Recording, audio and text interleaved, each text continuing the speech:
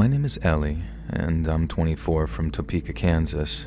I want to tell you about the single worst thing that's ever happened to me. I've been a fan of your channel for a long time, and I'd always hoped that nothing worth writing to you about would ever actually happen to me, but it seems my luck has finally run out. But I don't want to just share my story with you, I actually need your help, and by the end of my story, I think you'll understand why. It all started around 18 months ago, which right now feels like a whole entire lifetime ago. I first encountered him, or at least I think I first encountered him at the diner where I used to work. I was a waitress, the kind who smiles at everyone, even the weirdos. And while he was one of those quiet types, tall, thin, with greasy black hair that hung over his eyes, all mumbles and no eye contact. At least at first, anyway. I remember he wore a gray hoodie most days, stained at the sleeves like he hadn't washed it in quite a while, and then he'd sit in the corner booth for hours on end, just kind of nursing some black coffee, but it was only ever a black coffee. And I didn't think much of him at first. People come and people go, but this particular guy just sort of kept staring at me. Not in a flirty sort of notice me way either. His eyes were cold, like he was studying me or maybe even sizing me up. Then came the night that I caught him watching me through the window as I locked up, and I told myself that it was nothing, just some weirdo lonely guy who thought that I was pretty and hadn't been taught that it was rude to stare. But it wasn't long before things started to get really creepy. About a week later, I found a note slipped under my front door. It was sort of scrawled on a torn piece of notebook paper, and it said, "You look pretty in blue today." My work uniform wasn't blue, not at all, but what had actually been blue were the underwear that I'd been wearing that day. And in that moment, my stomach dropped. I lived alone. No one was supposed to know what I was wearing underneath, and my uniform didn't show anything off either. I checked the locks, the windows, and everything seemed fine. I threw the note away and told myself that it was nothing, maybe a prank, possibly by some local kids, I guess. And I tried to reassure myself with stuff like that, but it didn't work, and I started sleeping with a kitchen knife under my pillow.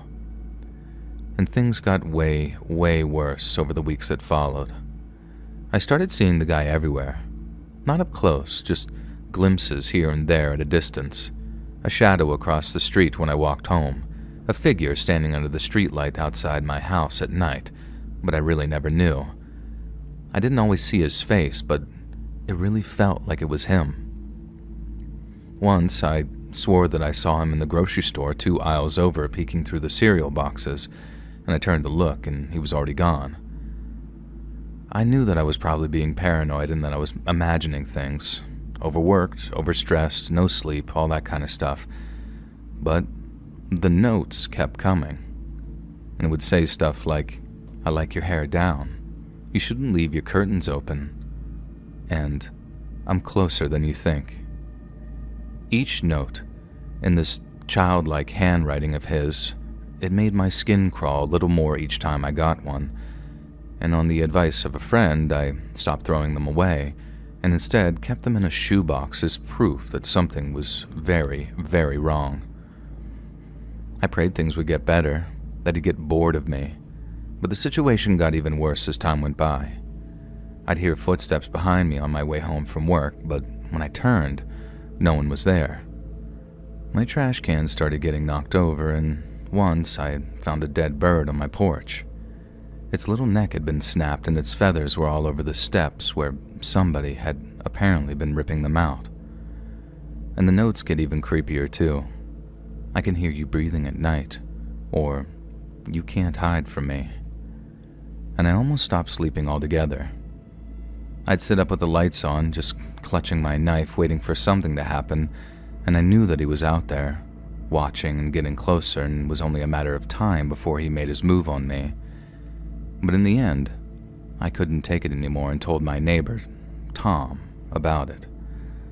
Now, he's an older guy, Tom. Pretty sure he's in his 50s, with a very kind face, big belly, and a loud laugh. And he lived across the street from me, and we'd always wave to each other. One afternoon, I knocked on his door, pretty much shaking at that point, and just spilled my guts about everything that had been happening. The notes, the footprints, that sickening feeling of being hunted. And I told him how scared I was, that the whole thing seemed to be getting worse and worse with each passing day, and that I was scared that the guy stalking me was going to actually end up hurting me. I remember him frowning, putting a hand on my shoulder, and told me that I wasn't alone. "You see anything weird? You call me, okay?" he told me. "Day or night, I'll come running."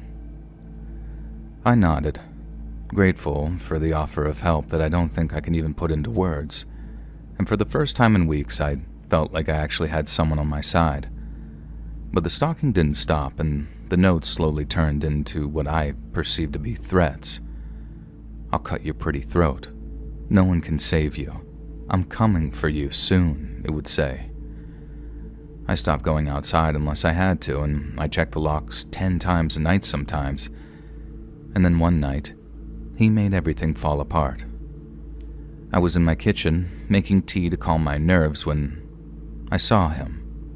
A figure walking up my driveway.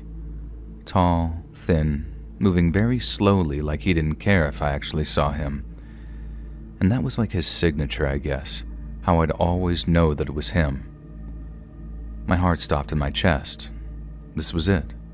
He was actually here to kill me. Obviously, I finally ran to the phone and dialed 911. I told them that someone's trying to break into my house. My voice was shaky, and I tried to whisper, "Please hurry." The operator told me to stay calm and told me that help was on the way. But all the same, I grabbed my cell phone and called Tom, my neighbor. It rang and rang, but he didn't pick up. And I remember thinking, come on. But I still got nothing. No answer, no voicemail, no nothing. I hung up, and there was panic starting to rise up inside my chest because I knew the cops wouldn't get there in time, and I was completely and totally on my own. I had a gun, a little handgun my dad gave me when I moved out, and I've never used it, but I kept it loaded on my nightstand. I grabbed it, my hand trembling, and crept to the top of the stairs. The house was quiet, but I could feel him out there waiting. I crouched in the dark, gun just pointed at the front door, praying that the cops would show up first. And these minutes dragged by. My palms were sweaty, slipping on the grip of the gun, and then out of nowhere, bam! The door flew open, kicked hard, splintering the frame before a shadow stepped inside very quickly. And in that moment, I didn't think. I just screamed and pulled the trigger. 3 shots, loud and sharp, making my ears ring. This person grunted and fell, sprawled on the floor. I dropped the gun, and I was shaking like I'd never before in my entire life before I stumbled down the stairs.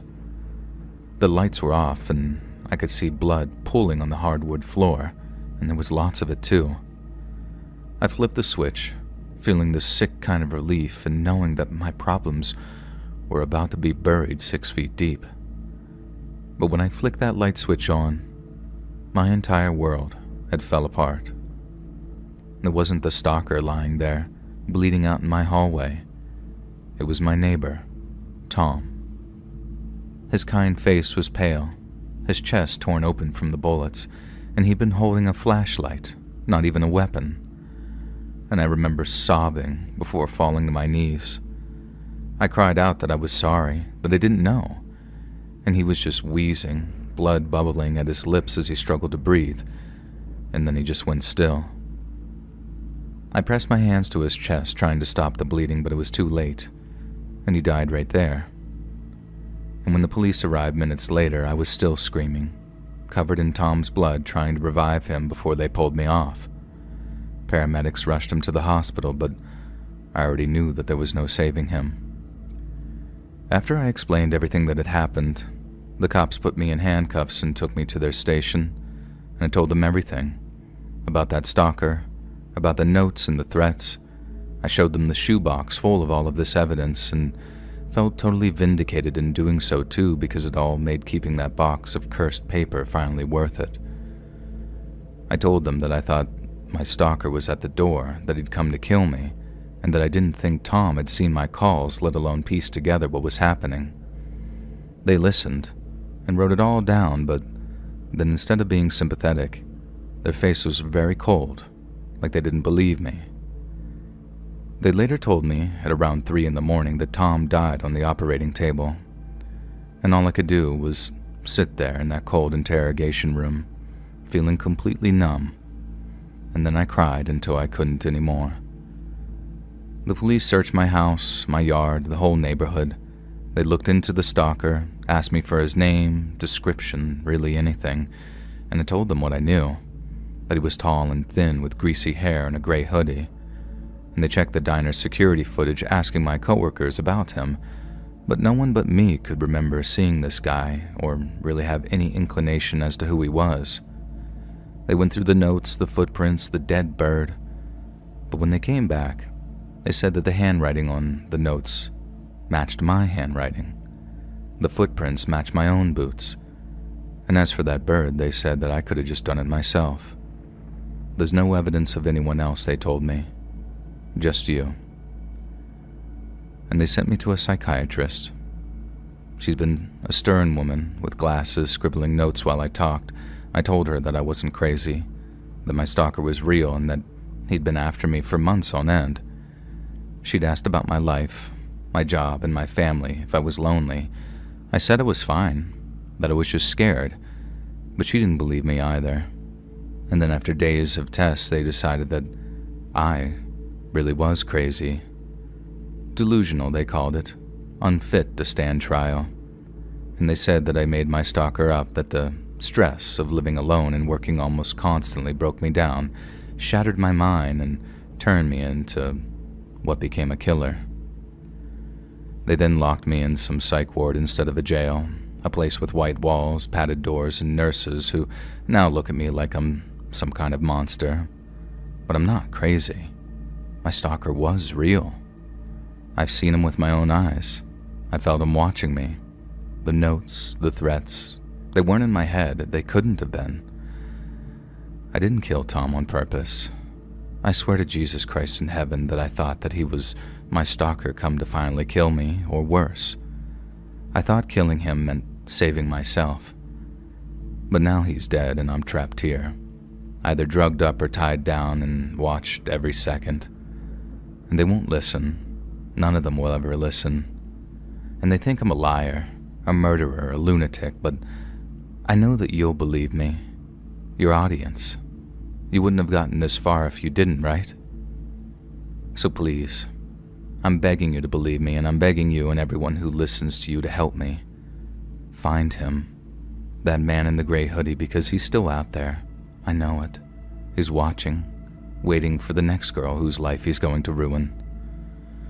I'm not insane. I didn't just imagine him, and if you don't help me, he'll keep going, and no one will stop him. Search for those notes, the footprints, anything, and prove that I'm telling the truth. If you can get this to your audience and get me out of here, I will be infinitely grateful.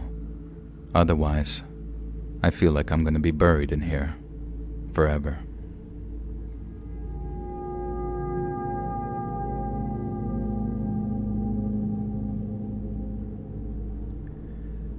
In 1988, I was 8 years old, a Mexican-American spending the summer in Mexico. My dad had warned me since childhood that it was dangerous to be out in the fields or graveyards alone, especially at night. I grew up with a fear that magic was real and alive in Mexico, particularly out in the countryside.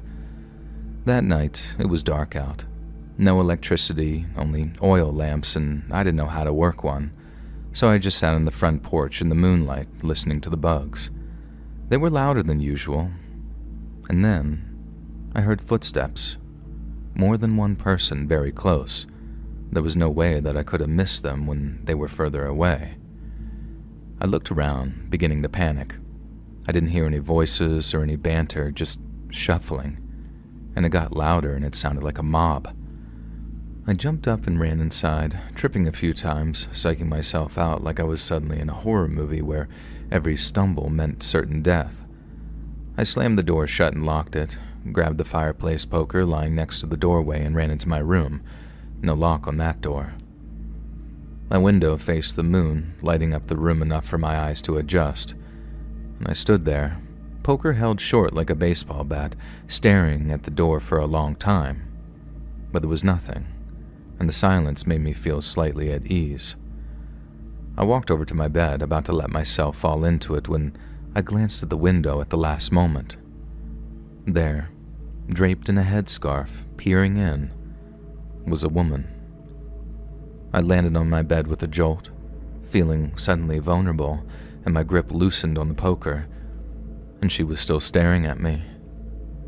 Then she started showing her teeth, but she wasn't smiling. My God. Then a bearded man appeared from the other side, whispering something to her. He noticed her staring into the window, then turned and saw me, and his face changed. He bared his teeth too. What were wrong with these people? Too scared to shout, I stayed frozen. Everyone in the house was still asleep, and the man lifted his hand and started pressing against the window, inspecting it. He tapped on the glass, lightly at first, and then harder, and it looked like he was about to open it. What do I do? Holding my breath, I just waited. If he broke the window, I was done for. I felt like they were about to drag me by my ankles all the way to hell. And then, common sense kicked in. I remembered the poker. I grabbed it and ran to the window, swinging as hard as I could, and that poker smashed against the pane closest to the man and the glass shattered, and I instinctively squeezed my eyes shut from the shards and noise, and when I opened them again, I could hear them running away. The wind was blowing through the broken window, and there were crickets outside as well. The lights flicked on in the house.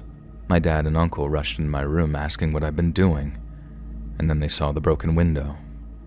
My dad flipped out, started shouting, and asked me what the hell I was thinking, and all I could say in English was, "There were people outside. They were staring at me." And his eyes immediately went wide, and he shut up. My uncle looked confused. He didn't speak English, and my dad grabbed me by the elbow and barked at my uncle to wake everyone up and get them into the kitchen. My uncle started shouting, telling everyone to hurry, and of the 10 family members, 6 ended up in the kitchen. The other 4, my dad, uncle, and 2 older cousins, went outside armed with a hunting rifle, an old service revolver, and a couple of shovels.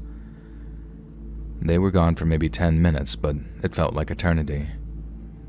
Inside, I tried explaining to my mom and the other women what had happened, and gossip started. My aunt started stirring things up and smirked and told the kids that it was La Llorona and her husband, and that freaked me and my younger cousin out. Mom and my other aunt shut her down, saying that she was being ridiculous, and then the men came back and nothing, and they'd check again in the morning. Nothing was stolen, no cars, no tools, no chickens. We all just decided to stay up, and there was no way anyone was sleeping after all of that. Coffee and bread went around as we sat together, just throwing out theories. Thieves, spies, La Llorona, stalkers, even skinwalkers came up. At sunrise, the whole family went outside to check things over. There was blood right outside my window, and my uncle had missed it in the dark, and my mom was audibly worried. The rest of the day passed without incident, and we stayed for a few nights, but my uncle, cousin, and dad took turns standing guard. On our last night there, someone brought a newspaper from the nearest larger town over, and it warned country folk about these roving bands of hyper-poor people breaking into barns and farmhouses, killing the owners and stealing whatever they could carry before disappearing back into the hills. 12 people had already been killed, apparently. Only one survivor, a farmhand who managed to shoot an intruder and drag himself to town, had lived long enough to tell what had happened, and the town's terrible doctor unfortunately couldn't save him. And my dad's face was grim. That's who they were, he said. Years later, I asked what he had told my uncle that night, and his answer chilled me. I told him I saw gitanos, and my uncle instantly knew what to do. I looked it up later, and I guess gitanos in English means gypsies.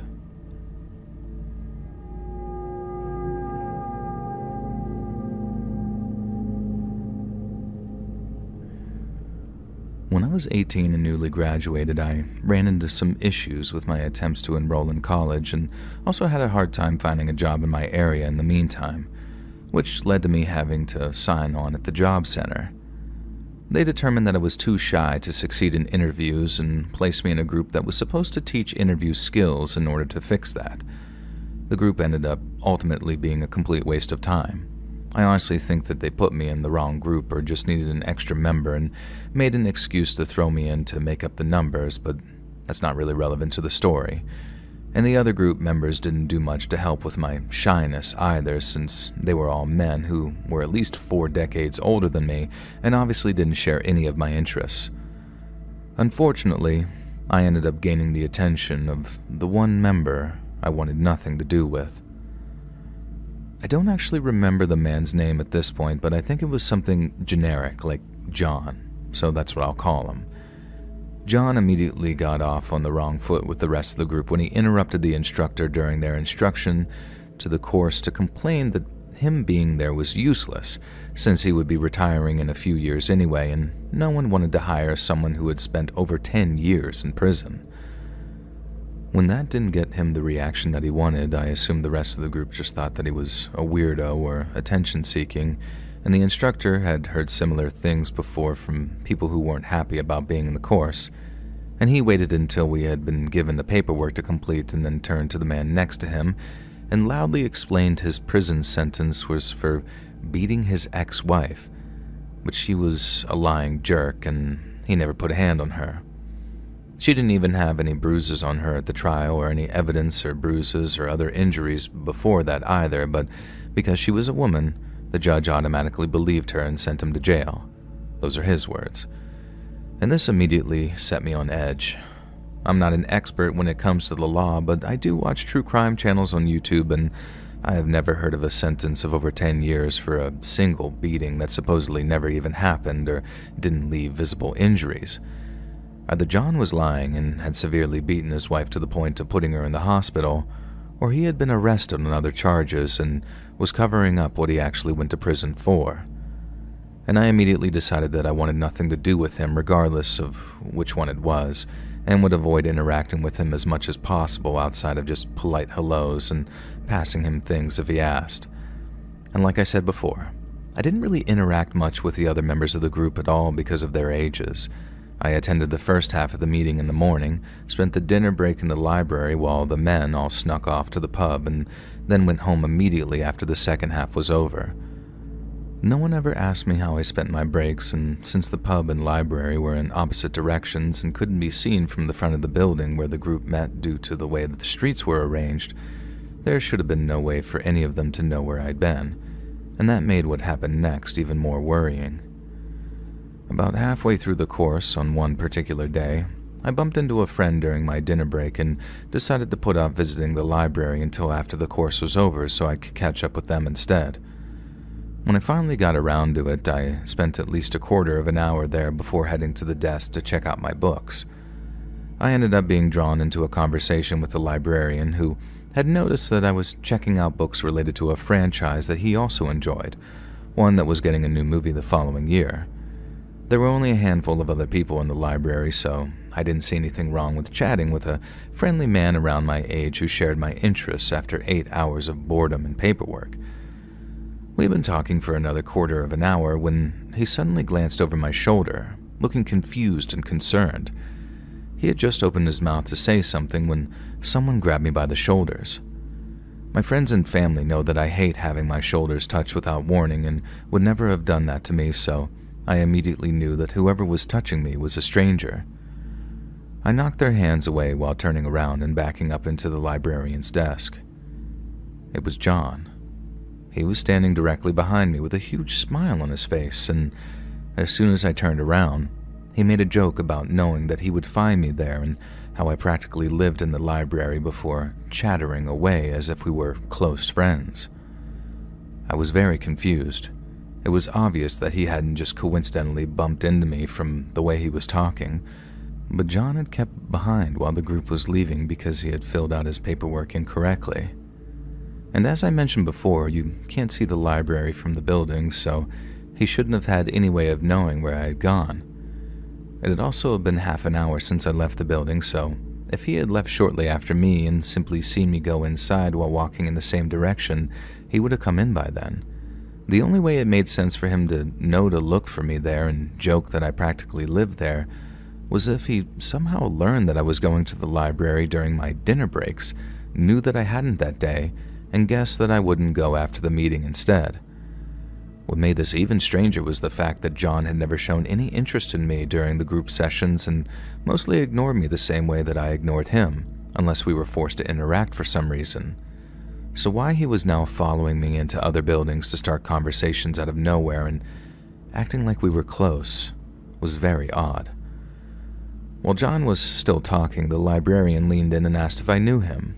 He had obviously noticed my negative reaction to being touched, and when I briefly explained the situation, the librarian politely asked John to leave me alone or leave the building. John refused and tried to insist that we were friends, completely ignoring the fact that I had just said that we weren't, and how ridiculous it would be to claim that an 18-year-old girl and a 50-something or 60-something-year-old man were friends in the first place. When the librarian asked again, outright stating that harassing other customers was not acceptable and that John would be removed if he refused to leave alone, John smiled and agreed to leave, but in a tone that you would use to humor a child. And then after walking out, he very obviously stationed himself right outside the doors waiting for me to leave as well. The librarian was clearly concerned by this and asked for the full story of what was going on. I told him, including my suspicions that John had been following me around without my knowledge to figure out that I would be there in the first place. He suggested that I stay in the library until his break so he could walk me to my bus stop to make sure John left me alone, but his break was several hours away. If I had waited, I wouldn't have gotten home in time to change and head to another meeting that I had later that evening, and since I couldn't stay, he asked me to at least come in the next time that I was there to let him know that I was safe, and he reluctantly watched me leave. John immediately stepped into my personal space when I got outside, jokingly asking what the librarian's problem was and still acting like we were friends. I tried to walk around him without answering and head to the bus station to go home, but he grabbed my arm and reminded me that there was a closer stop for our bus. When I told him that we weren't getting the same bus because I had never seen him on mine, he corrected me and stated that we both needed the number such and such bus and telling me where he lived, which in fact was on the same bus route as me. And although I was tempted to walk away and go to the station instead, or even sneakily get on a different bus and just walk the rest of the way home, it was clear that he was going to follow me. He still had a hold of my arm, refusing to let go when I tried to pull away, and there were several dark alleys along the way that I had no intention of going near while in his company. When I had agreed to go to the closer bus stop, he finally let go of me and started walking at my side, chattering like we were still good friends again. When we reached the stop, John kept walking, which seemed odd, but I hoped that my lack of response had finally made him give up and leave me alone. Or maybe he had confused that stop with another further along and I could run while his back was turned. But no such luck. As soon as he had realized that I wasn't following, he came back, frowning as if he were confused, and asked, "I thought we were going for coffee together." Shocked, I bluntly told him no. He kept pushing, trying to convince me that I had agreed to go with him. When that didn't work, he switched tactics and claimed that I had mentioned wanting coffee while leaving the classroom. That was an obvious lie since I don't drink coffee, and I told him so. John's only response was to say I didn't have to get coffee and keep pushing me to go to a cafe with him. When I firmly refused, he apparently took that as me not wanting to drink in public because then he attempted to invite me to his flat. If that wasn't weird enough, he started telling me that if there was a naked girl on the couch when we got there, I wasn't to worry because that was his 18-year-old daughter. Because of course, an 18-year-old would just definitely be lounging around naked on her father's furniture in front of him, right? Other people at the stop were staring at us now, and I took the opportunity to point out that I was also 18. And I firmly told John that I didn't want to go to his flat and to leave me alone. and he completely ignored the last part and tried to claim that I was lying about my age and saying that I was at least 29, when most people at the time still mistook me for being in my early teens at first glance. At that moment, the bus arrived and I got on as quickly as possible, thinking that I would be safe. If necessary, the driver would just throw him off. But no. I sat in an aisle seat to block John from sitting next to me, but he physically shoved me across the seat, pinning me against the window so tightly I could barely move. He pressed his knees against the seat in front to make sure that I had no way to get past him unless he allowed it. And the ride felt endless. He kept touching me, trying to convince me to go to his flat, and although a few people gave me uncomfortable looks when I tried to make eye contact with some of the men, they would quickly look away or become very interested in their phones. As soon as I got home, I emailed the instructor, explained everything and asking to switch groups. She ignored it for an entire week until I followed up, threatening to involve the police. And their solution was to tell me that I could leave the course early instead, essentially kicking me out if I were the problem. I saw John a few times after that, but fortunately he never noticed me or approached me again, and I hope it stays that way.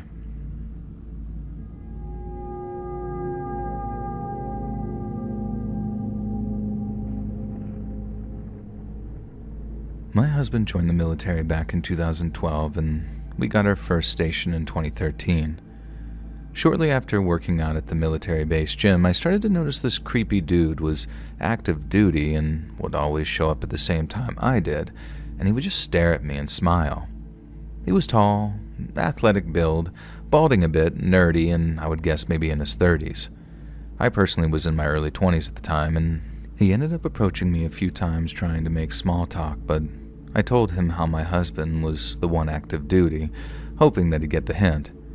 I realized that I never asked this guy's name and he never gave it to me, and I didn't care to know because he creeped me out. This later turned out to be a mistake, and you'll see why.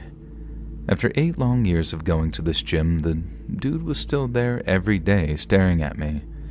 I was a personal trainer and left my business cards at the front desk of the gym. This is important for later.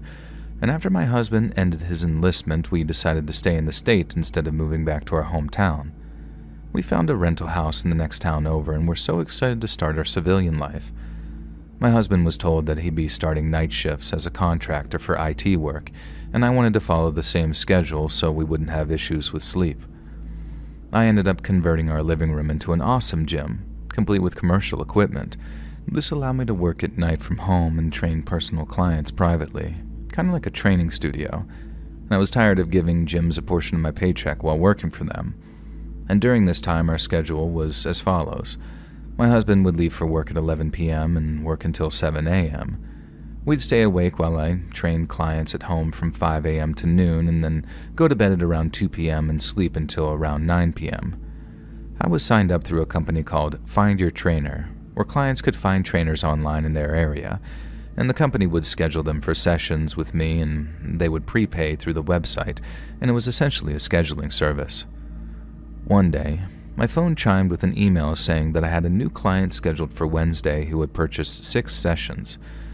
I was excited to be making some money and watching my business grow, and when the time came for the client to show up, I was nervous but overall excited. The doorbell rang and what do you know? It was him. Because he had signed up through Find Your Trainer and not directly with me, I had no choice but to train him. I hoped that it wouldn't be too awkward, but I couldn't understand why he was willing to pay me $63 per session when he was clearly in shape and knew what he was doing at the gym. I started the first session with an arm workout, but I felt like I was wasting my time. It was obvious that he already knew how to work out, and that irritated me. I got into training to help people who actually needed assistance in transforming their health and body, and the whole session was awkward, and at one point he commented on how nice I looked that day, and I forced a smile and said thank you. For the next session, I planned to train him on back day, and as I demonstrated a lat pull down to his 6'3" body, while me being only 5'0" myself, I felt self-conscious and just wanted to get it over with. Then he told me I was doing it wrong and asked if he could show me. I was offended, considering I was the trainer in this situation, but I tried to remain professional. As I began to get up from the bench so he could correct me, he swooped in behind me and reached around to grab the handle above. But on the way to the handle, he grabbed my boob. I quickly jumped up and told him that was inappropriate and that the session was over. And that night, I texted him, saying I needed to terminate his sessions due to inappropriate behavior, and he simply responded that he understood. About 3 days later, I was up at 3 a.m. reading a book in my muumuu when I heard a noise outside. I froze and my heart began racing. Surely not. I didn't own a gun at the time and I didn't have a dog, just a parrot that liked to cuss everyone out and 2 cats. I got up and peeked through the blinds and saw a man's foot disappearing around the corner as our shed flew open. I freaked out, grabbed a butcher knife and called 911, telling them that someone was trying to break into our house. The cops arrived and searched the property but couldn't find the suspect. Several of my husband's tools had been stolen from the shed, and I filed a report and asked the police to contact the HOA to check the security cameras to see who had entered the neighborhood that night. A few days later, the police called me back with an update. They had spoken with the HOA, and as it turned out, their cameras were decoys. And that evening, we went to Walmart, and as I was entering, I saw my former client leaving. He glared at me. I couldn't help but think that it wasn't a coincidence. I had gotten rid of him without a refund, and now my husband's tools had been stolen. Surely it was him seeking revenge. The following week, my husband took me to buy my first gun and a German Shepherd. And now, it's 2025. My husband just got back on night shift yesterday, and we now own a home in a nicer neighborhood with a solid security system, but I'm always on edge, hoping that I never run into that weird stalker guy again.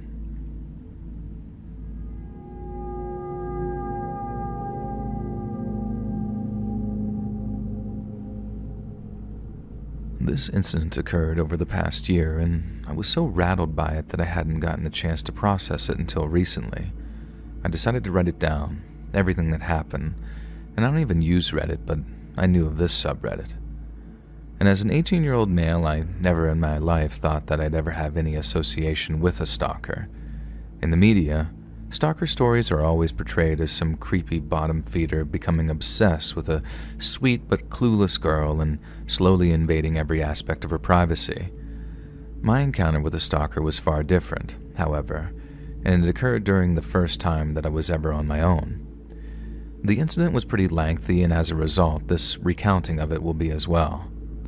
I'm originally from the East Coast, but I am currently a freshman attending college in Los Angeles, and due to COVID, the dorms were closed and classes were virtual, but I ended up coming to LA anyway, getting an apartment close to campus. I was really excited to move across the country, live on my own in a new city, and get a taste of adulthood for a year. I wasn't completely alone, though. I had friends from the past who also ended up in Los Angeles, and my friend Tommy was a close friend that I had made at camp years ago, and he attended another college in LA. My other friend, Felix, was also from the same camp, and back in the day, the 3 of us had been very close. Felix had decided to take the year off to make music with his friends in Los Angeles. My apartment building was only about 8 buildings down from Felix's. However, with my packed weeks and free weekends, our schedules were nearly opposite. His weekends were busy with work while he had relative freedom during the week, and as a result, I ended up growing particularly close to Tommy. We would alternate who visited whom during the 20-mile Uber ride between us, keeping this in mind. And oftentimes, Tommy and I would hang out with Felix and his other friends whenever Tommy came to my area of the city. And with all of that background, you should have a good idea of the context in which this incident happened. My apartment was about a 5-minute walk from a downtown area with restaurants, grocery stores, coffee shops, and boutiques. When I first moved in during the fall, I took advantage of the pleasant nights, so different from my home's often harsh climate, by taking long walks through the well-lit and populated streets to explore and get familiar with my new neighborhood. LA is a beautiful city with a dynamic culture and unbeatable weather, but it also has the constant and often harsh reminder of homelessness, many of whom suffer from mental illnesses and drug use and have been pretty much discarded by society. I have grown to despise the indifference that people showed toward them, avoiding their eyes at all costs as if their life depended on it. And during my first week, I was crossing a major boulevard when I noticed a man who appeared to be homeless in a wheelchair, with one of his wheels caught in a deep pothole. He wasn't making any noise, but he was flailing frantically. I was far behind him and couldn't believe that people were just walking past him, looking down at their phones as they passed by. I wasn't even going to make it across the street myself before the light changed, but I expected that surely someone would help him. Still, people passed by without acknowledging him. I was so frustrated that I ended up yelling to the people ahead of me in the crosswalk, only to get a middle finger back. I asked the man if he needed help. He didn't speak, he just kind of nodded. He was crumpled into what seemed like a wrinkled but finely made tuxedo jacket, and I could only see his frizzy blackish-gray hair thrashing in the folds of his clothing. I freed his wheel from the pothole and quickly wheeled him across the street. As I got him onto the sidewalk, he abruptly turned to me, bringing his face only inches from mine. I pulled away, both because he was way too close in the middle of a pandemic and because of his startling appearance. His skin was a deep, worn tan with sun wrinkles, like the kind that you'd see on old people at a Florida beach, forming what looked like a mask. His eyes were sunken deep into his head, completely vacant, and it didn't even feel like he was looking at me, but through me. "Get away," he growled in a voice so raspy it didn't even sound human. I just scoffed at the man and continued walking, assuming that would be the last I'd ever see of him. After all, in a city of 4 million, I pass hundreds of strangers daily whom I will never see again. And I continued with my life for some time and had forgotten about him entirely, but unfortunately, that didn't last long. I walked to the grocery store. I had to pass through an area with a lot of foot traffic. One afternoon, I spotted the man far in front of me walking oddly. It wasn't exactly a limp, it was almost as if he were drunk. As I got closer, I recognized those blank eyes and frizzy hair. There was no wheelchair in sight. Something about him raised major red flags in me. Maybe it was the vacancy in his eyes, or just some gut instinct telling me to get away. I tried to reserve judgment because I figured that he likely had a mental illness, and I was hoping to pass him quickly without acknowledgement, but as I got beside him, he stopped walking, causing me to momentarily pause, and a shiver ran down my spine. I smiled at him quickly and kept walking. After that, I saw him many more times. Every time he would turn in my direction, and I learned to ignore it and barely registered it. Eventually, he disappeared for a while, and I foolishly thought that was the last of him. Months after I stopped seeing him, Tommy was supposed to come over to my apartment. We were planning on picking up alcohol before heading to Felix's place to hang out, and as we were about to enter the liquor store, I spotted the tall man in the tuxedo jacket standing at an intersection several feet past the store. I was somewhat disappointed that he had returned, but it wasn't the end of the world, especially because I was with Tommy and had learned to ignore him. I didn't even bother explaining the situation to Tommy. We had just checked out and left the store, turning left toward a nearby intersection away from where I'd originally seen him, and guess who's standing at the crosswalk? My heart sank, knowing it would only be the three of us waiting for the cross sign to change. Tommy was talking to me, completely naive to the situation, but I could see the man beside him turn toward us. Tommy saw my face change and turned to the man. He quickly turned back to me, giving me a look after seeing the man's face, and the sign finally changed and we walked quickly across the street. Tommy continued talking to me, but at that point I was pretty rattled. Up until then, I had never had such direct, prolonged contact with a man. "Are you good?" Tommy asked me, and I explained to him that I had been seeing that man everywhere, all across my area of the city, and that every time I saw him, he'd stare at me. Tommy didn't really take me seriously and clowned on me for being so worried. We got to Felix's house, and while Tommy soon forgot about the incident as we hung out, I didn't. We all got fairly drunk, but I couldn't shake this sort of nagging sense of dread. And eventually, at around 2 a.m., Tommy took an Uber back to his apartment, and many of the guys were heading to bed.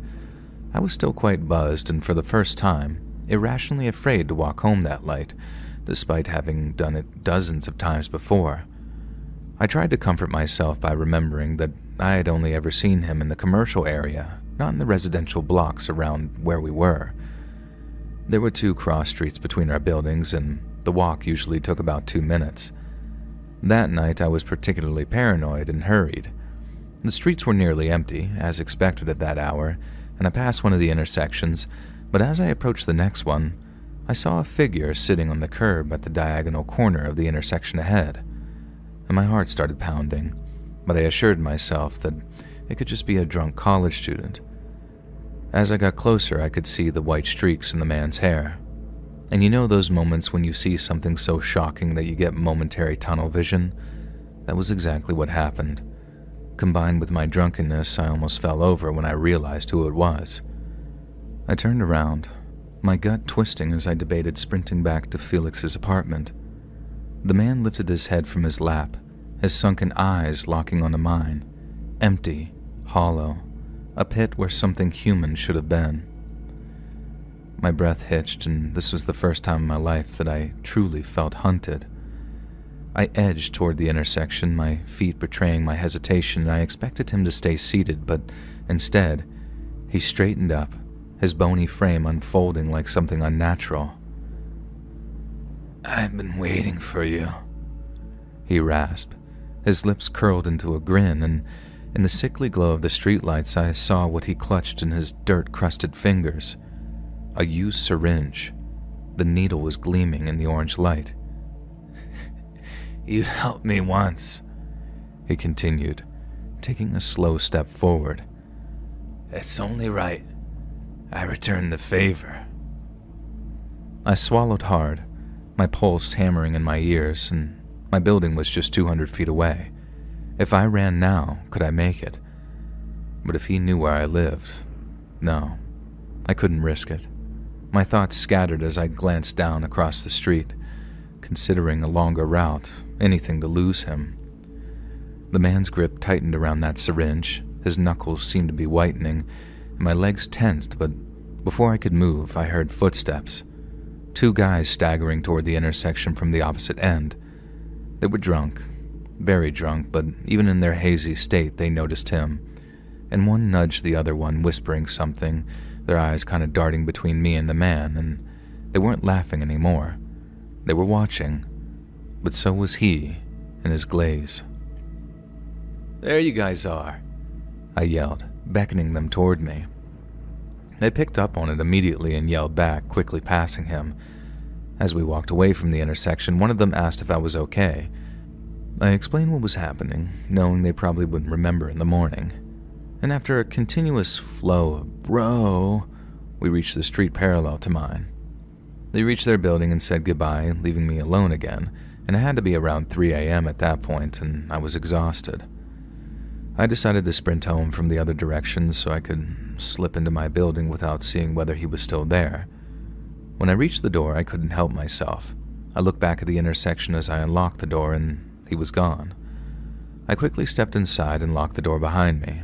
As I pressed the elevator button, I anxiously watched the outside through the glass wall.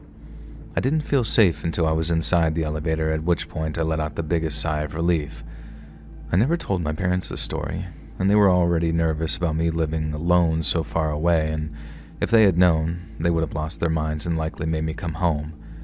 And after that night, I stayed in my apartment for a few days, working from home instead of going out. A few days in, I realized that I was being ridiculous and left to grab a cup of coffee in town. Luckily, he wasn't there. For weeks, I continued walking through the commercial area without seeing him, and weeks turned into months and then into academic terms. I went home for winter break, and when I came back, he was still nowhere to be seen. Eventually, I assumed that he was gone. Maybe he had just wanted to scare me, and after succeeding, he moved on to another victim. Once again, I made the naive assumption that he was gone for good, and by late spring term, people had started heading home for the summer. A couple of weeks before I was set to leave LA, Tommy and I were hanging out one last time before he flew home. I had grown to appreciate Tommy's apartment. It was one of the only places that I felt entirely safe, being so far away from my neighborhood. I told him about that night, and by then, he finally believed me.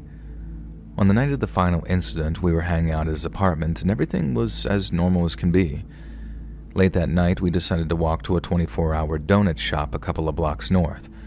We got there quickly and ordered our donuts, and the shop was empty except for the 2 employees, so we were served almost immediately. And as we left, Tommy turned around and his face dropped. Tommy was the kind of guy who rarely showed fear, so when he had a look of dread, you knew that you were up Poops Creek without a paddle. I turned around in response and felt like I was going to faint. Standing under the dim light of the donut shop was the man. The same dirty flip-flops, the same wife-beater, the same torn pants pulled up to his chest, and the same tuxedo jacket. I had come to associate all of it with him. He stood there, staring at us. Not us, but me. And this time his eyes were empty. They were locked into mine like a laser, and I could see the fury behind them. Tommy and I were silent for a second, frozen. I looked at him and mouthed, "Run." In that second, we both sprinted back to his apartment at full speed. Tommy never looked back. As he fumbled to flash his keycard at the locked door, I caught a glimpse of the man's uneven gait as he sped toward us. The door unlocked and we ran into the lobby, slamming the automatically locking door behind us. We sprinted up the stairs to his floor where we finally caught our breath. Tommy had a look of pure disbelief in his eyes, and I was shaking with adrenaline. To this day, I have no clue how the man could have followed me 20 miles and known exactly where I was. The level of surveillance that would have required made me feel sick. Tommy was rattled, but he left LA the next day and I stayed for another week, but between finals and packing, I never left my apartment. I don't think I'll ever know what that man wanted or why he harassed me for months. By no means do I want this to deter people from helping the less fortunate, but in rare instances, good deeds can come at unknowingly dark costs. I'd like to say that I don't regret helping him, but I do. When I return to LA in the fall, I'll be in the dorms, as will Tommy. But somehow that man found me across 20 miles, so what's to say that he won't find me again just a few hundred feet from my old apartment? I can't call the police. What would I even say? He never technically did anything wrong, and LA is full of vagrants far outside the concern of law enforcement. And I won't tell my parents either. They'd probably kill me for keeping this from them all year. All I can do is wonder what will happen this fall, and I guess only time will tell.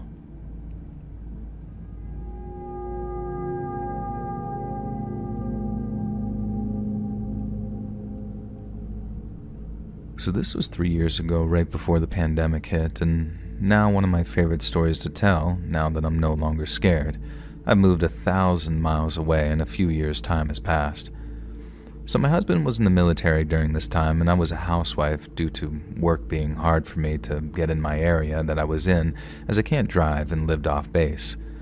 Well, any military person knows that a military schedule is pretty darn predictable, and much of our lives ran on an easy-to-memorize routine. And to make matters worse, my husband was often gone for long hours. For about 2 to 3 months, I had been seeing this guy wandering around my home, peeking in windows.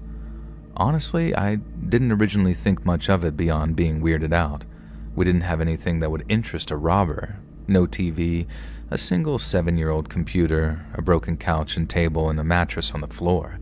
Literally nothing expensive in our home beyond a gun that was locked up in a safe that might have looked like it had valuables. But that's a lot of work for what looked like a home of people living in poverty, so I didn't think anything of it. Yet he kept coming back when my husband was gone. I'd seen him every few days or hear him due to my normally super sweet cat at the time hating him, hissing and yowling when he saw him. So I'd know that he was there when I'd hear my cat making an angry fuss. Well, one day I went out with my husband, and I guess I didn't lock the door properly or something, as our lock could be a bit finicky and I was running late. According to our normal schedule, I would have gone to base with my husband for a family mandatory fun event and came back home alone in an Uber while my husband stayed at the base to work or hang out with his friends. And what ended up happening was that I fell sick with a migraine. I have hemiplegic migraines, so it can actually be pretty serious, and his sergeant told him to take me home and take care of me when he saw me. Now, before I go on, I should probably describe my old home. I live in a 2-bedroom apartment complex in the mountains. It was a massive complex. My home layout was this. My front door led to my kitchen and dining area, and the wall next to my door had another glass door, think a patio, and across from my kitchen was my room. Then you go down the hall and hit the living room, which had another glass door wall next to the fireplace, and finally after that, you go across the living room at the end of the hall and reach our guest room, or my plant room / cat's playroom / guest room, which had yet another glass door. I was literally surrounded by giant glass doors, and outside we had a porch, and on the porch was a storage closet where I usually kept my bike since I couldn't drive due to my migraines and seizures. Now back to the story, now that I've set the scene. When my husband brought me home, again not per our normal schedule, we arrived to find our door slightly ajar. We gave each other a look and went inside anyway, with me mumbling that I must not have locked it properly due to being in a rush that morning. We walked into the kitchen where my husband immediately went to the fridge, looking around for water for himself and me. He then spoke for the first time in the fridge. Honestly, I don't even remember what he said, but a few seconds after he spoke, we heard something. Our porch glass door at the back of our home moved, and we both knew that sound really well since I like to sit on the porch reading for hours, so I was always coming in and out. He grabbed my shoulder and whispered for me to grab his gun from our room. He then grabbed a knife and went toward the living room. I went and grabbed the gun, noticing on my way into our room that our living room glass porch door was wide open. And upon giving my husband the gun and following behind him, I dialed 911 in my panic, saying I had an active break-in. While my husband did a sweep of our home, I walked back down the hall toward the kitchen to see if the intruder had gone around the back to the front, the only way out of the area he went. We lived on a literal mountainside, and one side was blocked off out back. As I was on the phone, I suddenly heard our storage door out back, which we had forgotten to shut, slam open, and my husband and I ran outside where we found the storage door swinging open and just barely saw the same guy who had been spying on me and our home. He didn't come back that day, and I also later found out that the only things missing were some of my clothes, my lingerie, and bathroom care products. The police showed up 4 hours later and took statements from me and my husband. Eventually, my husband had to return to his normal schedule. I was terrified and he didn't like it, but we had no choice until we could find a new place in 3 months when our contract ended. The first week things were fine. This guy didn't come back, and my cat didn't yowl or throw any fits, so we didn't see him either, and things were fine that week. Then another week went by, and I started to think maybe the gun that we bought scared him off. But no. That third week, he ended up coming back, while my husband was at work in the morning. He first tried the door, attempting to force it open, and then started banging on the glass next to the door. I put 911 on speaker and texted my husband while I panicked and cried. While I was on the 911 call, he ended up leaving through the front door, giving up, I guess. And when I told the 911 dispatcher that he had walked away from the door, the lady spoke to me like I was being ridiculous or freaking out this badly over someone trying to break into my locked door. I hung up and finally called my husband while having a full-on panic attack. It turns out he was already coming home with a car full of his and my friends, all of whom were in the army and worked with him. They had turned around toward me as soon as I texted what was going on. The intruder ended up going to the back door and trying both glass doors there as well before finally giving up. About 4 minutes later, my husband and his friends arrived and found me clutching my cat and crying, and they scanned the area but still didn't find him. The cops showed up 7 hours later, and I, now very angry, gave another report. I ended up having 3 of my husband's friends sleep over in the spare room, and my husband and I slept in our now locked and bolted bedroom. I had a lock installed on the bedroom door after the first time. The next day, my husband's friends went out and got cameras, installing them at all of our door and window areas. And after this last time, beyond him looking in our windows 3 more times, I never had another issue with this weirdo until I moved out shortly after, and since then, I've never seen him again.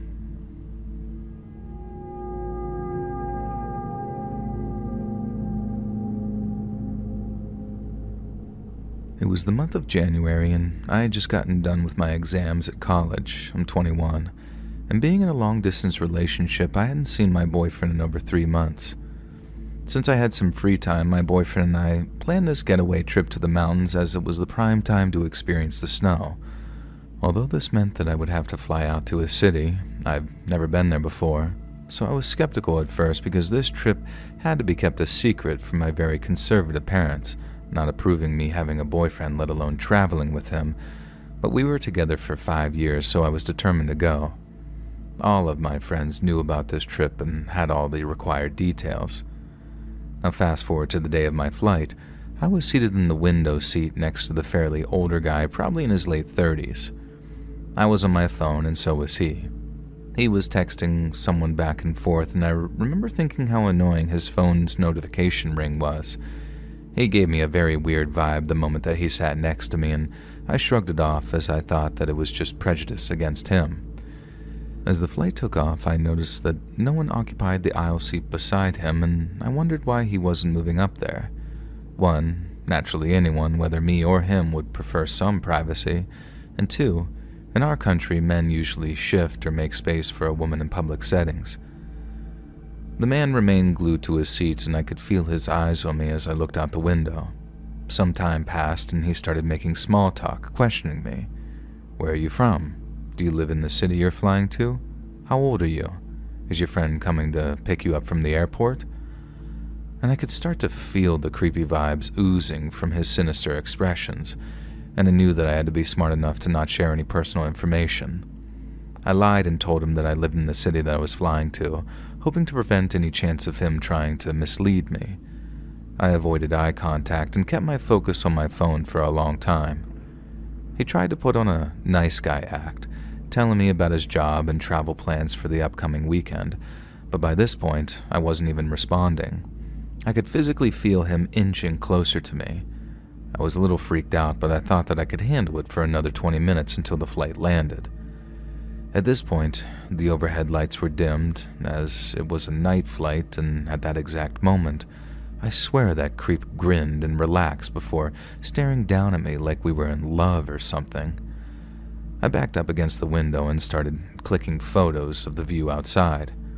Then this creep says, "You're so cute. Do you think I could get your number?" And I froze. He was inches from my face. "No, that's weird," I replied, trying not to sound too angry, and who knew if he was a psycho. "Give me your Instagram then." At that moment, I knew he wouldn't stop. "No, I have a boyfriend. Stop," I said sternly, and he stared at me without blinking, then put on the nice guy mask again and offered me a bottle of water.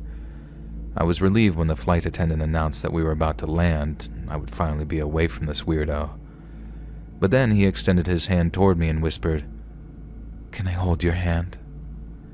I panicked. I thought for sure that he was going to touch me. "What? No. Are you mad?" I managed to half scream, and he just gave me this blank look and asked, "Why?"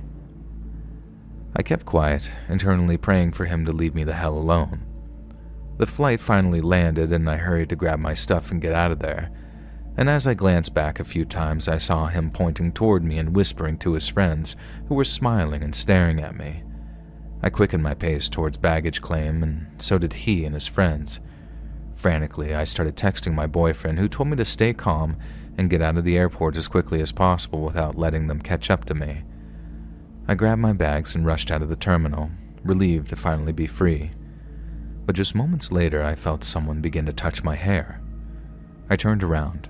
He was standing right behind me, grinning like some maniac. My heart pounded so hard that I thought it would jump out of my chest. "Do you need a ride home? We could take you. Don't hesitate too much." Without a word, I grabbed my bags and walked straight toward a family with kids, asking if they could accompany me to the parking lot where my Uber was waiting. I quickly explained the situation and how this weirdo wouldn't leave me alone. They kindly stayed with me until I got into my Uber, and I thanked them profusely. And as my Uber pulled away, I saw him still staring at me with those cold and sunken-in cheeks. Thankfully, he didn't follow me from there.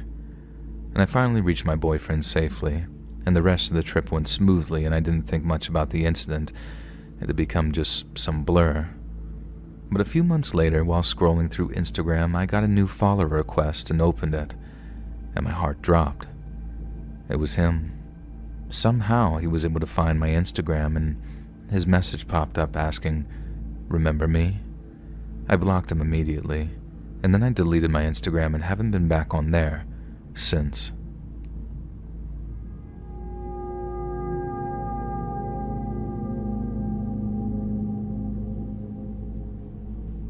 So this has been going on since I was a freshman in high school. I'm currently a senior. My freshman year, I moved schools and started hanging out with a new friend group. 2 friends from that group already lived in my neighborhood, so we usually all just hang out at my house. Whenever we decided to go to my other friend's house, we'd usually just walk since it was close. Those friends were just renting their house at the time, so eventually they sold it and bought a house in the same neighborhood. When they moved in, we started hanging out there a lot since they had a huge garage in their backyard where we could chill without being bothered too much. And we eventually got tired of walking all the way over there since it was on the complete opposite side of the neighborhood, and since we couldn't drive, we started taking a shortcut. There was a path through someone's lawn on my side of the neighborhood, so we started cutting through their yard during the day. My friend said that at one point, they talked to the owners while they were outside, and they said they didn't mind us walking through their yard as long as we didn't wake them up. They even turned off their motion sensor lights so we could cut through at night without causing a commotion. And all was well for a couple of weeks until we noticed that the man in the house across the street would always be outside with a cigarette, taking pictures of us when we walked up the road. And this went on for a good year or 2. We told my parents, but just tried to ignore it altogether since it creeped us out. And the creepiest part was that no matter what time we went through, he was always out there watching and snapping pictures of us. It didn't matter if it was 3 p.m. or 3 a.m., he was always lurking in the shadows of his porch with that cigarette ready to snap a picture. Now fast forward to my junior year, my friend was house-sitting for his parents while we were on vacation. We were all staying over there and decided to run over to my house for food. And on the way over, I spotted the cigarette and pointed it out to my friend. Mind you, it was 2:30 a.m. and we could feel this dude staring at us. We started to crap bricks and walked faster and faster until we got off that road. When we got back to my house, we both felt really uneasy, so we grabbed a couple of knives and a can of mace before heading back with snacks. I also decided to grab flashlights since it was especially dark that night, and as soon as we got close to the house again, I got that same eerie feeling. I saw what looked like a person crouched behind a bush in the front yard. I lit the bush up with my flashlight and immediately saw a shadow darting back behind a tree. We started walking faster and kept looking back every few seconds, and that's when I saw a silhouette of legs standing perfectly still on the other side of the camper in their driveway. I absolutely pooped my pants and sprinted through the shortcut into my friend's back door. I don't know what this guy's intentions are, but they definitely don't seem good. And even now, whenever we walk through there, he's always outside watching. And since then, one very strange thing has happened. I don't know if it was the same guy, but it very well could have been. One night, we were walking my friend home in my neighborhood and decided to take the long way back to my house to avoid that creepy guy again. We dropped him off, and all was well, until we started walking back. It was me and 3 other friends. We were almost at the end of the road, near the stop sign, when a white truck flew up to us, rolled down the window, and started barking questions at us. I tried to remain calm and ask him if there was some problem. He said that someone in a blue hoodie had walked onto his back porch and was banging on the glass door. One of my friends was wearing a white hoodie, by the way, but still, this guy started accusing him of doing it, even though we hadn't gone on anyone's porch at all. He demanded our names, so I just gave him my first name and nothing else. The entire time he had his hand on his hip, looking like he was about to burst a blood vessel in his head. He was so angry. We told him that we were on the complete opposite side of the neighborhood when it happened, but he didn't buy it, and he got angry and just screamed at us, "Don't you boys know it's dangerous to be out here at this time?" And I just said, "Now I do." And he pretended to drive off, but as we started walking back, he began following us in his car. For the entire 20-minute walk back, This creepy weirdo trailed us about 100 feet behind in his truck, matching our pace, and he followed us down 3 turns all the way to my house, and the moment he saw us go inside, he speeds off. I didn't wake my parents, which was stupid, and in hindsight I definitely should have, so they could have gone outside and asked this weirdo what in God's name he was doing, harassing us alone at 2 a.m. and stalking us back to my house. I don't know if it was the same guy since he claimed his house was in a different side of the neighborhood, but he could have been lying. Anyone unhinged enough to follow some kids home like that can't be taken seriously.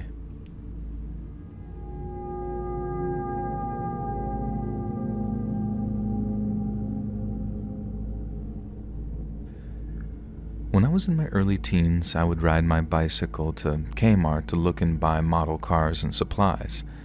And that was my thing back then, building model cars. I can't say if I was in any real danger as per the TOU on this sub, but basically, I was stalked. And while I was deciding between the 66 Chevelle or the 85 Camaro, I saw this man, mid-30s-ish, walk past the aisle that I was in. Then he passed the same aisle from the other end. Once I made up my mind, settled on the IROC, and left the aisle, he was on the far end and started walking down the parallel aisle to me. I wasn't weirded out yet, but I made a detour down another aisle to ditch him, or so I thought. I doubled back and got to the main aisle that led toward the front, toward the registers. He popped out on another aisle further up, facing me, then turned down the next one, and each time I encountered him, he smiled, making eye contact. So I put the model down, turned 180 degrees, and headed back toward the back of the store. There was a service entrance back there, so I made for that, thinking that I had lost or confused him. I still wanted to build that Camaro, so I went back toward the front. And there he was, sitting on a bench in the lobby, still making eye contact and still smiling and waiting. At this point, the obvious answer would have been to just turn and bolt. But in an effort to keep my bike from getting stolen, I secured it to the railing inside the lobby, and I didn't want to stand still in his presence. I quickly went back into the store and zigzagged through the aisles, trying to lose him, and by now I was sufficiently freaked out but still didn't want to make a scene. Every time I made my way back out into the main aisle, there he was. I was walking at a brisk pace, and he was just casually strolling, but always in my direction. And at one point I passed the sporting goods section, so I picked up a baseball bat and started carrying it. And I passed the main aisle on purpose now, showing him my weapon. He seemed to be unfazed, just casually making his way up and down the aisles, still smiling, still making eye contact. I was just short of running now, almost back into the service department, when he gave up the subterfuge of chance encounters. He was directly following me. He wasn't at my pace, but he managed to keep up, and I gave up. I tossed the bat and made for the service desk, and a relatively stout African-American man was there, and I said, "Hey, I think this guy," throwing a thumb in his direction, "is following me. Can you call someone?" He hadn't come around the corner yet, so I never saw his reaction, but we heard a crash and heavy, fast footfalls. He had run toward the service entrance, knocking over a display on the way out. The service writer stood by with me while the police were called, and once they arrived, the police took a few statements, did a walk around, he was long gone, and then put my bike in their cruiser and drove me home. I didn't go back to Kmart on my own again until I was old enough to drive, and I still never went back for that model Camaro.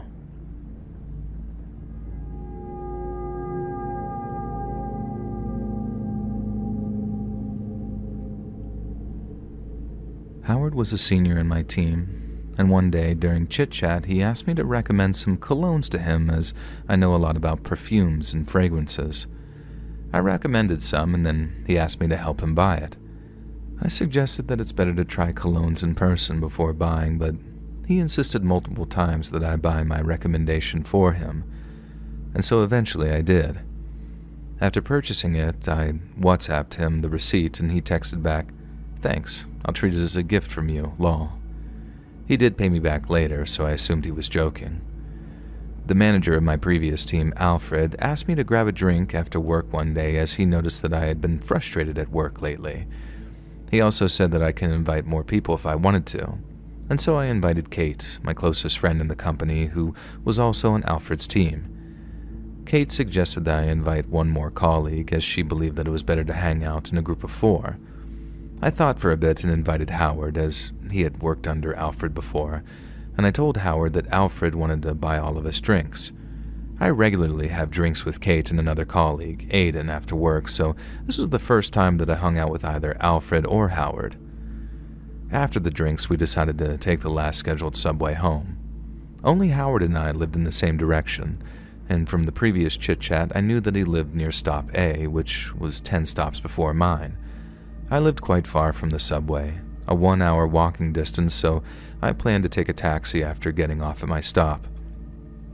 After we got on the subway, Howard started saying things that made me feel uncomfortable. For instance, he asked when he could become as close to me as Aiden, or whether Aiden had ever been to my apartment. To be honest, I wasn't even that close with Aiden. We were more like work friends, and I was annoyed by all those weird questions, but I thought to myself, it's just a few more stops until Stop A, and I'll have my peace soon. Howard didn't get off at Stop A, though. I asked him about it, to which he replied that he had some errands to run near Stop B the next morning, so he'd be staying at a friend's place near Stop B, and Stop B was just 1 stop before mine. Luckily, Howard shut up soon, probably because of my lack of response, so I just looked at my phone in silence, and I only noticed that he was still there when I was about to get off at my stop. He followed me off the subway and ordered to take a taxi together.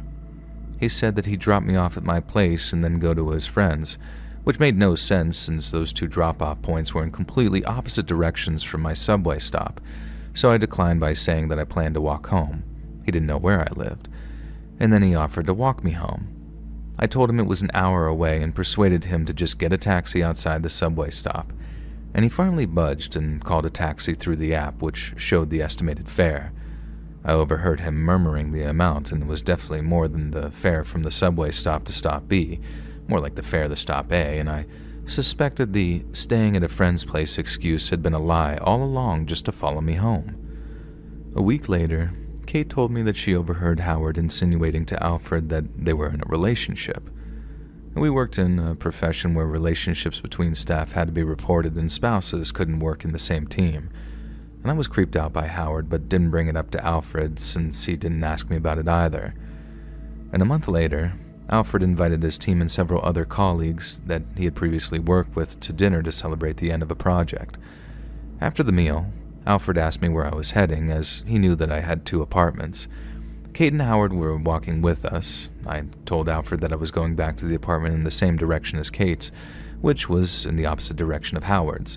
And Howard then joined the conversation and said that he was going that way too because a friend was hosting a party there, and Kate and I were very skeptical. On the subway, Kate asked him where the party was, and Howard replied, Stop C, which happened to be my stop.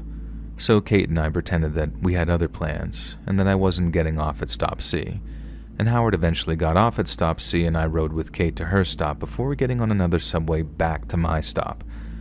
I avoided him as much as possible until I eventually quit that job.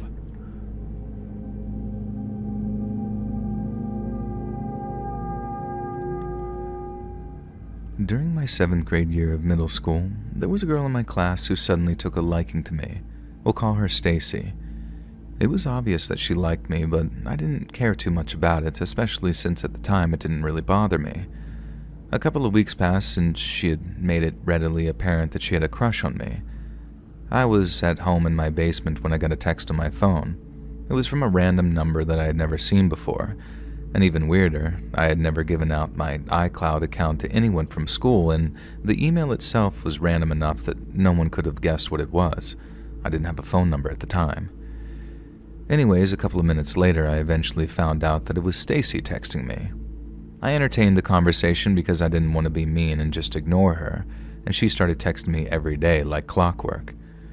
At the time, I had a crush on this girl, Amanda, and the Halloween dance was coming up, and about a week before the dance, I got a text from Stacy. In this text thread, she finally confessed her feelings for me. I told her that I didn't return those feelings and that I was sorry, trying to be as respectful as possible. Stacy then texted me back, saying she knew that it was a long shot that I'd like her back because she already knew who I liked. In the back of my mind, I was thinking, what? How does she know that? So I asked, how do you know who I like? And she told me, Amanda, and said that her friend had told her. The friend she mentioned just happened to be dating my friend, the same friend that I had confided in about my crush. I asked, did my friend tell you about who I liked? And she replied yes, and I was pretty angry. The next day I confronted my friend, and he swore that he hadn't told anyone. I trusted him, and later that night I confronted Stacy, and she admitted that she had lied. She figured out who I liked just by staring at me so much. I didn't even know what to say other than yelling at her to stop talking to me. Fast forward to that summer, and she was still texting me every day, telling me how she needed to get over me. And I mean every day. For about 2 weeks, I kept telling her that she would find someone else who liked her and cared for her, and that I just wasn't the one. And eventually I got tired of it and told her that if she was really going to get over me, she needed to stop talking to me. And she got angry, and I told her to stop contacting me. And I thought that was it. But I was so wrong, as the worst was yet to come. Fast forward to my birthday in 8th grade, I thought everything had blown over by then. Half a year had passed, and I had put it all behind me. That morning I got to school and saw that Stacy had taped a drawing to my locker wishing me a happy birthday. I took the drawing off, shoved it into my locker, and completely forgot about it for the rest of the day. That night, when my friends were over, Stacy texted me and asked why I didn't say thank you for the drawing. I apologized, saying that I had a lot going on that day, and she accepted it and thought that was the end of it. I was wrong.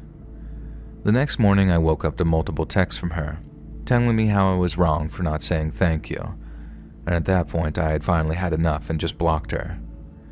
Near the end of the school year, we were assigned an essay about a lesson that we had learned in life. It was a pretty easy assignment, until I realized that we had to present it in front of the whole class. My school was small, with only about 40 kids per grade, and each grade was split into 2 sections, so it wasn't the worst thing to present in front of everyone. Until it was. The day arrived when we had to present our This I Believe essays, when Stacy waddled up to the front of the class and announced that her essay title, Love is a Delicate Matter, and I thought to myself, God, what if this is about me? And it was. The entire essay, top to bottom, was about her confessing her love for me. And at the end, she completely slandered me, calling me a jerk that was never worth liking to begin with. The worst part, the way word traveled in our school, there were no secrets. Everyone had already known that she had liked me since 7th grade, and it was one of the most embarrassing moments I have ever had to sit through. Not to mention, she got a standing ovation. People were crying, and my friends were laughing their butts off. Even the teachers were laughing. I only had one thought for the rest of the day. What just happened? And I thought that this was finally the end of it. But I was wrong again. A couple of years passed and nothing crazy has happened since until my junior year.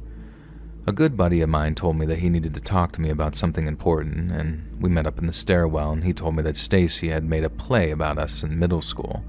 Yeah, a full-on play to present in front of an actual crowd. And I was baffled. The girl made her whole upbringing about a middle school crush, and it turns out they recorded the play, and I finally got to watch it this year. It was terrible, and I wanted to pull my eyes out kind of bad, and I also saved her essay. That's pretty bad too. Anyways, I just graduated, and I hope I never see this dumb bitch again. Hey friends, thanks for listening. Click that notification bell to be alerted of all future narrations. I release new videos every Monday and Thursday at 9 p.m. EST, and there are super fun live streams on Sundays and Wednesday nights. If you got a story, be sure to submit them over at my email, letsreadsubmissions@gmail.com, and you might even hear your story featured on the next video. And if you want to support me even more, grab early access to all future narrations and bonus content over on Patreon, or click that big join button to hear about the extra perks for members of the channel. And check out the Let's Read podcast, where you can hear all of these stories in big compilations located anywhere you listen to podcasts. All links in the description below. Thanks so much, friends. And remember, I'm going to steal your heart.